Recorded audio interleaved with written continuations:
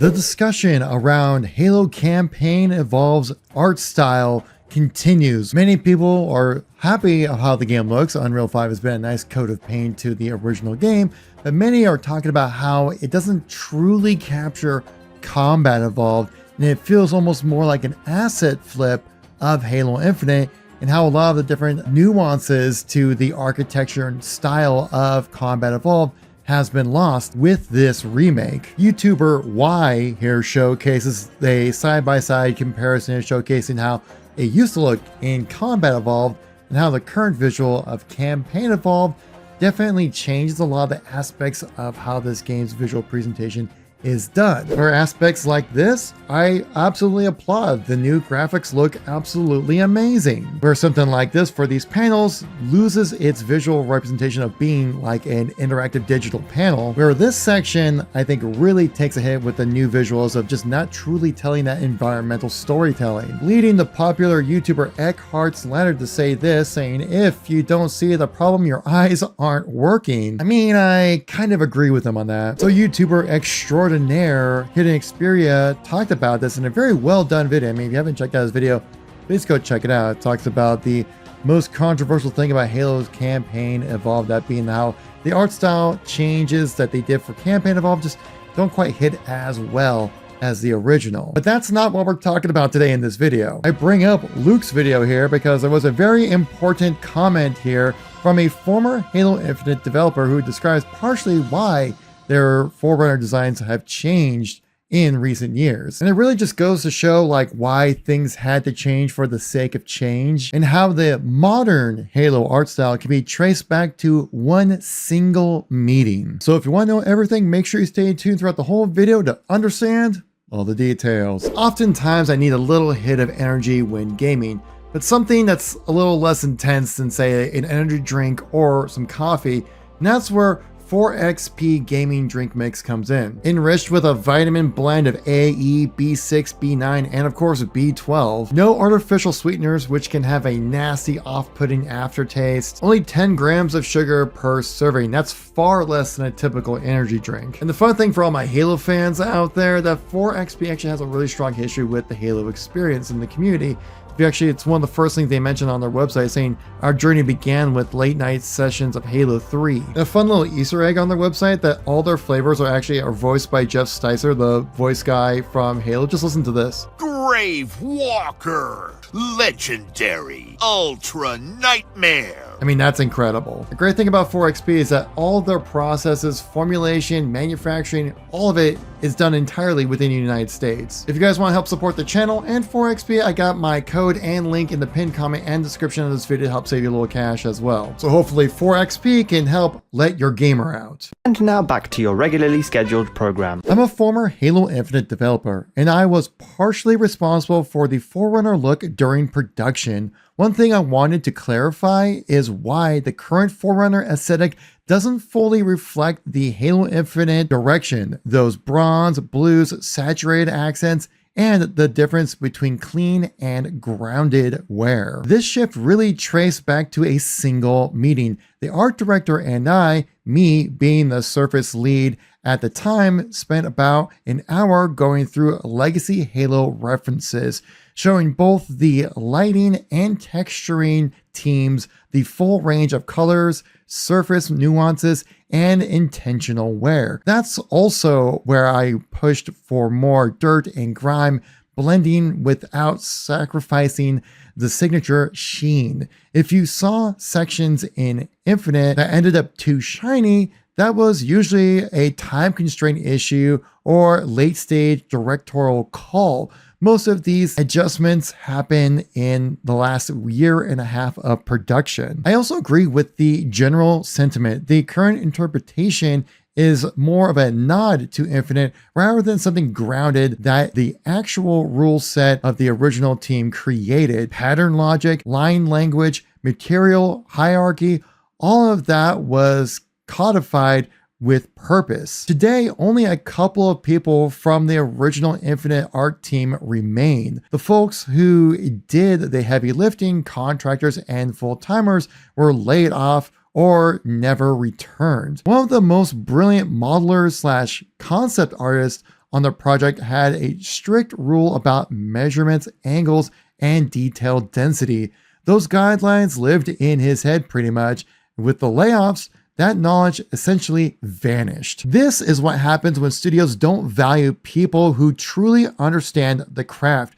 A cool looking pattern texture shouldn't be slapped everywhere. It has a narrative, a structural meaning. Without the original team, those nuances get lost fast. If I was still at the studio, I'd pause everything, have every environmental artist watch this video, the video from Hideo Xperia, and then sit everyone down to realign on how to actually execute Forerunner correctly. For the record, I think the new demo looks cool. I genuinely hope the team pulls it together. I just want caution against leaning too heavily on infinite assets. It's starting to feel a bit asset flip-ish, and that sells short the intention behind the work. And to be clear, I'm not claiming Infinite got everything right either. Far from it.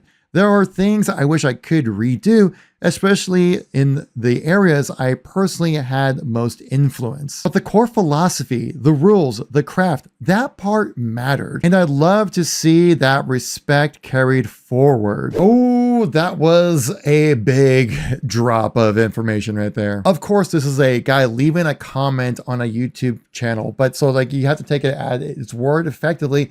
But it does seem like it's very well written and put to the point where I don't think someone would just be trolling to be like kind of this informative yet vague at the same time. But I will say that this definitely sounds like what happens at Microsoft when it comes to the development of Halo and also just their projects in general. I would say this is exactly what happens when you have to rely on contract workers who can have a max of 18 months and have to take a 6-month break. The high turnover, especially with the switch over from 343 to Halo Studios and pretty much all the lead devs leaving Halo Infinite, a lot of knowledge has been lost. Part I found really interesting was talking about how if things were looked a little too clean, a little too basic, it's probably because they just didn't have enough time, which could explain why we had this visual right here of the campaign evolved just kind of being like a bare metallic wall with not much wear or usage to it. Or the one above it, the original Forerunner structure had like these engravings on it telling you a story of saying like they believed in something more than just building you huge structures in space. And I also would say that time is definitely of the essence to have a new Halo experience out for people to play. I mean, we all know that Microsoft basically pulled the plug on the true live service of Halo Infinite at the beginning of 2023, back when Microsoft laid off 10,000 employees back in the beginning of 2023, saying that 343 Interactive now Halo Studios, where a lot of people that were hit were the campaign team and animation guys.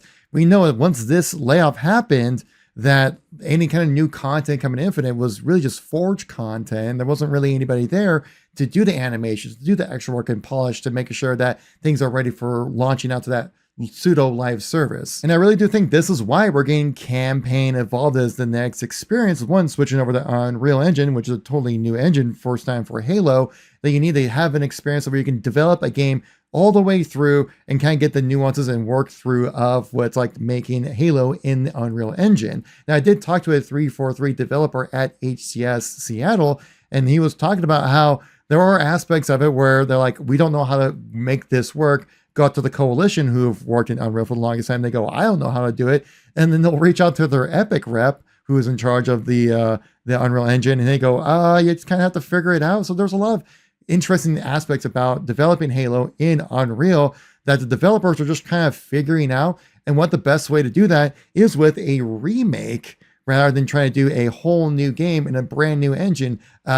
We saw what happened back in 2021 with Halo Infinite when they tried to do that. Now it's built off of the Blam engine, which is the engine that Halo's been on for the longest time. So what I'm trying to say is that time is of the essence. Time really does matter to get a new experience out for people to play Halo again, because it definitely is not going to be Infinite with the recent news of the last update coming around for us. So what better way to do Combat Evolved where all the work's already done? You just need to remake the game. Well, obviously, much easier said than done. But this really does seem to explain why we see the visual representation of Campaign Evolved. Like when pushing the beachfront at the beginning of Solid Cartographer, you can see that the base of this structure has very minimal wear and tear on it, some weathering, but there isn't any kind of discoloration that the original has, like any kind of weathering and erosion. I love big, bold, simplistic shapes with everything looking really clean for the most part. I mean, there are some designs that you can see at the end of this hallway. This actually helps tell some environmental storytelling, but there are parts that are over-designed, which is a flaw from the previous modern Halo games, where this hatch section here is supposed to be a place where it's supposed to lift up so the ships can come in through the top side. But you can see how overly designed and how it wouldn't really function as a hatch because it's so bulky and large. And once you're inside the interiors of these levels, you can see it's just kind of big, bold, gray walls, which again could be just a sign of limited time and trying to pump this out as quickly as possible. And from the insider information that we received, that this game hasn't really been in development for super long. If you guys remember when we first broke the news here on the channel that they were working on a Halo Combat Evolved remaster, and considering the release on PlayStation 5, which all became true, this was first reported back in June of 2024. So there hasn't really been that much development time put into this. And this completely explains why Halo Campaign Evolved can look a bit asset flip-y in a way, where you don't really see the original designs being put into here. You're seeing a lot of designs from Halo Infinite being reutilized, and a lot of the similar architecture and design philosophies of Halo Infinite being put into this rather than trying to look like Combat Evolved. But I think that's kind of also the point about this remake as well, is that it's really meant to be much more like a remake that's supposed to push people forward in whatever the next projects are going to be for Halo, which are going to look like this. So you have that visual continuity of modern Halo with the old school games, which are remakes, kind of supposed to be kind of like how Resident Evil has revitalized that franchise through remakes. Same thing as look they're trying to do with Halo, the franchise as well. And based on leaks and rumors that Halo 2 and 3 are being remade with Sprint and no multiplayer, campaign only, these are going to be full remakes with the multiplayer going to be a full Halo 7 game. Coming from the same source that told them about the remake of Campaign Evolved and how they're waiting to see like if it actually does well, that Halo 2 and 3 remakes would be viable options if Campaign Evolved performs well. And we do know that Halo Studios are working on multiple projects right now, as they've stated multiple times over the last year or so, that's what they're doing with Halo. So multiplayer is coming. But I think all we know right now is that Campaign Evolved is going to be the next big experience for people to play. I'm just looking forward to the next Halo game. We're getting something fun to play around with. I love Combat Evolved. It's one of my all-time GOAT games out there. So let's jump in and have some fun with this, guys. I wanted to share this information with you all because something like comments can definitely get lost in the weeds when it comes to all the news that we get every day. And you know me, I do like my details. If you enjoyed the video, like, subscribe, is always appreciated. I'll catch you on the next one, guys. Peace out.